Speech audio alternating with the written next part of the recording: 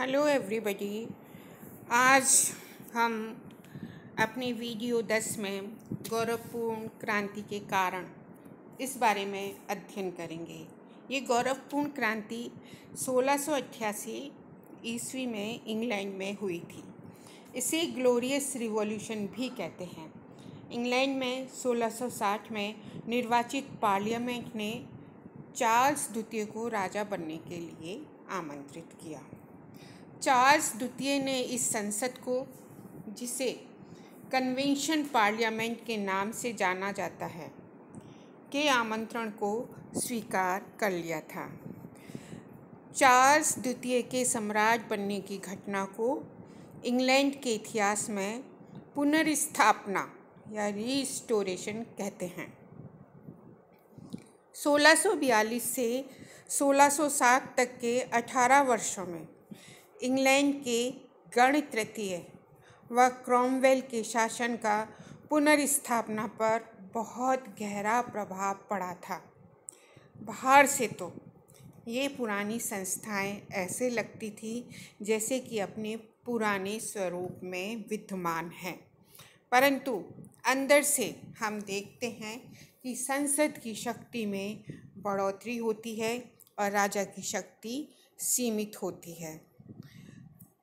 पहला कारण जो कि गौरवपूर्ण क्रांति के होने का था, उसका प्रमुख कारण था राजतंत्र की पुनः स्थापना होना।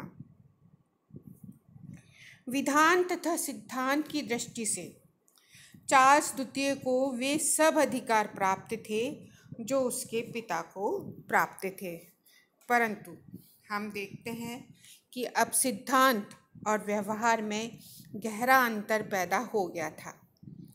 चार्ल्स द्वितीय अपने दो पूर्वजों की भांति अब स्वेच्छाचारी नहीं बन सकता था, क्योंकि अब संसद की शक्ति में बढ़ोतरी हो गई थी। चार्ल्स के ऊपर नियंत्रण स्थापित किया गया था, हालांकि पूरी तरीके से नहीं, परंतु कुछ मायनों में चार्ल्स के ऊपर नियंत्रण स्थापित कर दिया था। उसने ब्रेडा की घोषणा या डिक्लेरेशन ऑफ ब्रेडा में इस बात को स्वीकार किया।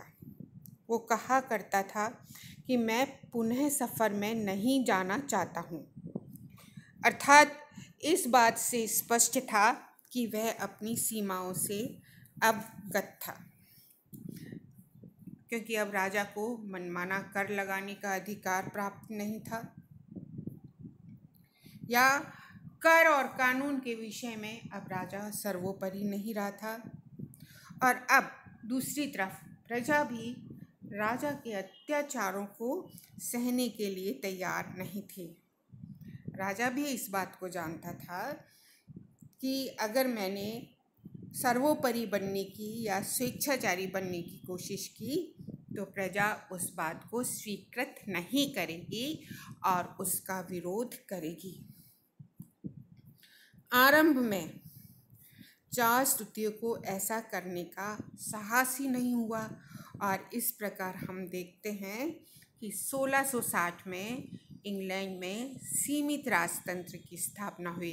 अर्थात राजतंत्र तो था, राजा था, राजा के मंत्री थे, राजा के पास शक्तियाँ थी, परंतु राजा स्वेच्छाचारी नहीं था। अर्थात राजा के ऊपर पार्लियामेंट या संसद का कंट्रोल था। दूसरा प्रमुख कारण संसद की शक्ति में वृद्धि हुई। पुनर्स्थापना के पहले और पुनर्स्थापना के बाद के काल में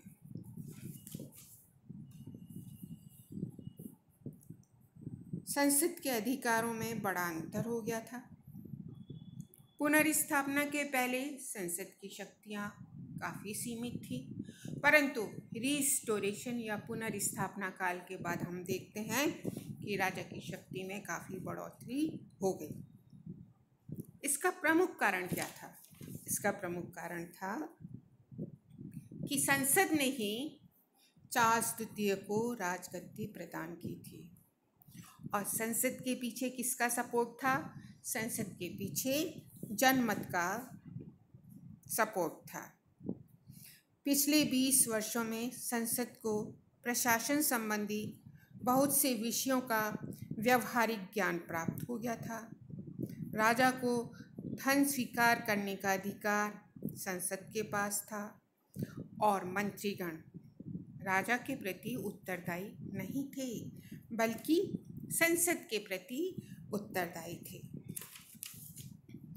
इतिहासकार कीर ने संसद की स्थिति के बारे में लिखा है कि कानून बनाने तथा कर लगाने में उसके अधिकार को चुनौती नहीं दी जा सकती थी और अब चर्च के ऊपर राजा का अधिकार नहीं था, बल्कि किसका अधिकार था? संसद का अधिकार स्थापित हो गया था। अब कोई भी ऐसा विषय नहीं था जिसके संबंध में कानून बनाने का अधिकार संसद को नहीं रहा हो, अतः जिसे करने के लिए संसद को राजा की अनुमति लेनी पड़े। लेकिन अभी भी हम देखते हैं कि पूर्ण रूप से उत्तरदायी शासन की स्थापना नहीं हुई थी, क्योंकि मंत्रियों की नियुक्ति और उनको उनके पद से हटाने का अधिकार अभी भी राजा के पास था। तो पूर्ण रूप से उत्तरदायी शासन की स्थापना नहीं हुई, बल्कि सीमित उत्तरदायी शासन की स्थापना उस समय हो गई थी।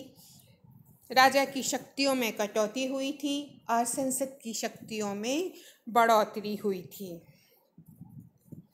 इसी समय हम देखते हैं कि मंत्रिमंडलीय प्रणाली का विकास हुआ। अब ये विकास कैसा हुआ, इसके लिए हमें उसका पूरा इतिहास देखना पड़ेगा।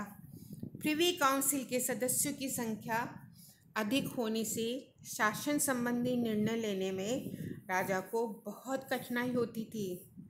अतः चार्ल्स द्वितीय ने एक कार्य किया। उसने क्या किया? प्रिवी काउंसिल के सदस्यों में से 5 सदस्यों की परामर्शदात्री समिति गठित की और इस परामर्शदात्री समिति को उसने केबाल कहा। केबाल का अर्थ था एक विशेष प्रकार की मंडली। इस समिति की बैठक एक छोटे बंद कमरे में होती थी। इस कारण यह संस्था कैबिनेट कहलाई। चार्ल्स द्वितीय के समय में स्थापित केवल 1673 तक बनी रही।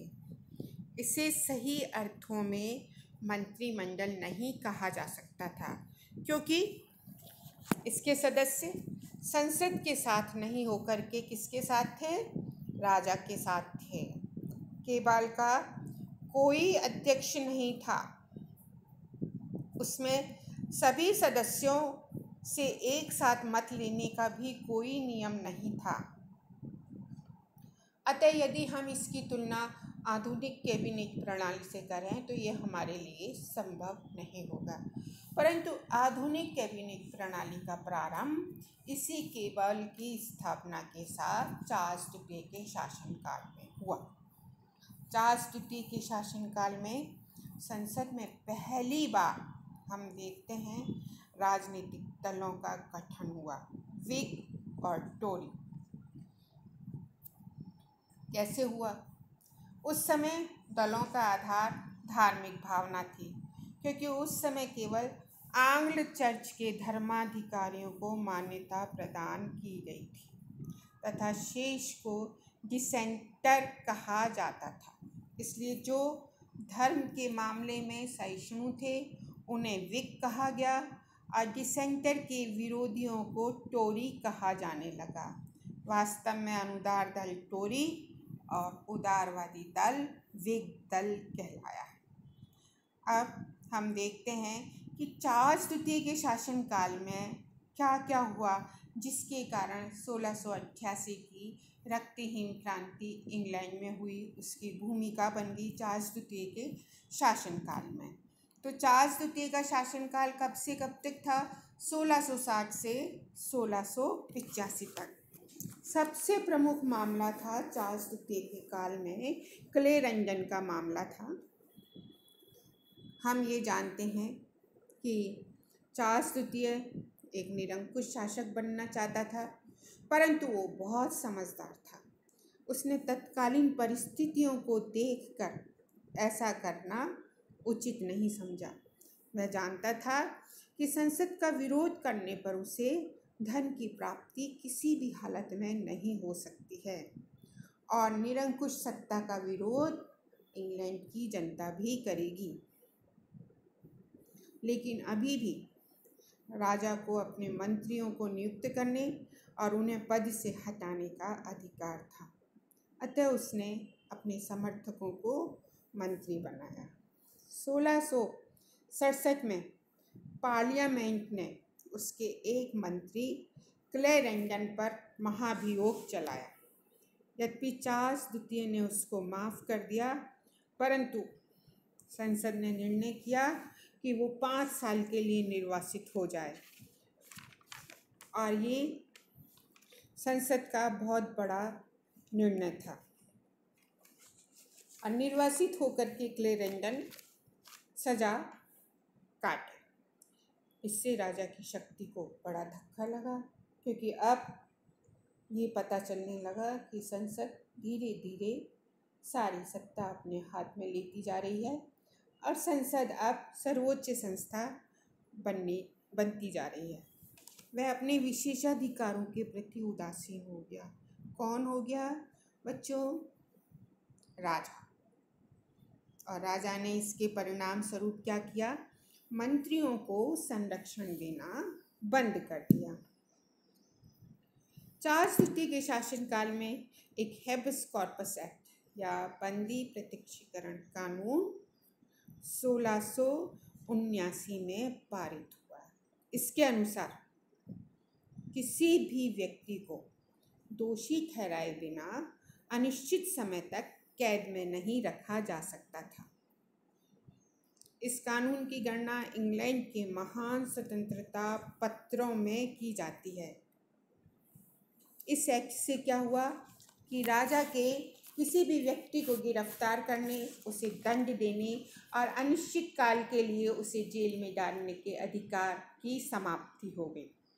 अर्थात अब राजा का विशेषाधिकार खत्म हो गया।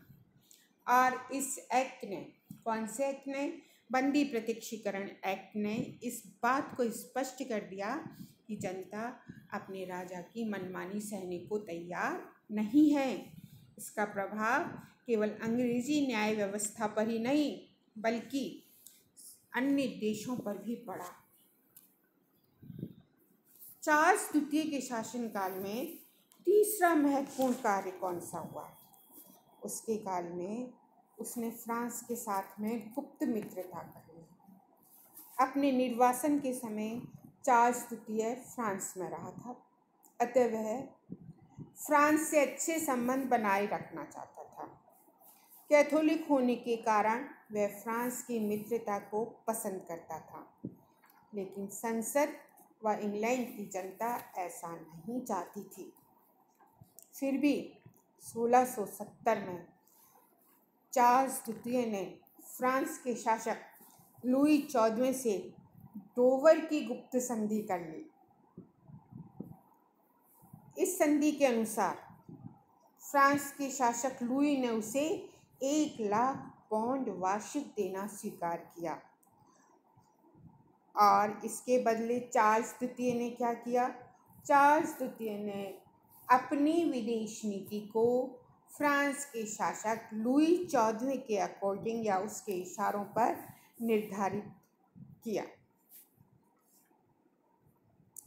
इसका महत्वपूर्ण परिणाम क्या निकला? इसका महत्वपूर्ण परिणाम ये निकला कि फ्रांस की सहायता अब इंग्लैंड के शासक चार्ल्स द्वितीय को प्राप्त हो गई। उसकी विदेश नीति अब फ्रांस के इशारों पर नाचने लगी। अब यदि उसको धन की आवश्यकता है तो इसके लिए भी उसे फ्रांस से धन मिल सकता था।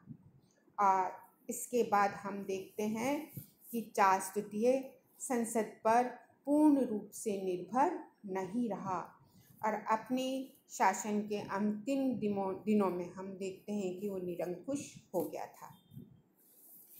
इस प्रकार चार्ल्स द्वितीय ने अपनी नीतियों के माध्यम से संसद के महत्व को कम करने का प्रयास किया। इसको देखते हुए हम यह कह सकते हैं कि इन नीतियों के फलस्वरूप चार्ल्स द्वितीय के शासन के अंतिम वर्षों में 1688 की क्रांति की पृष्ठभूमि तैयार होने लगी थी। जो तीसरा प्रमुख था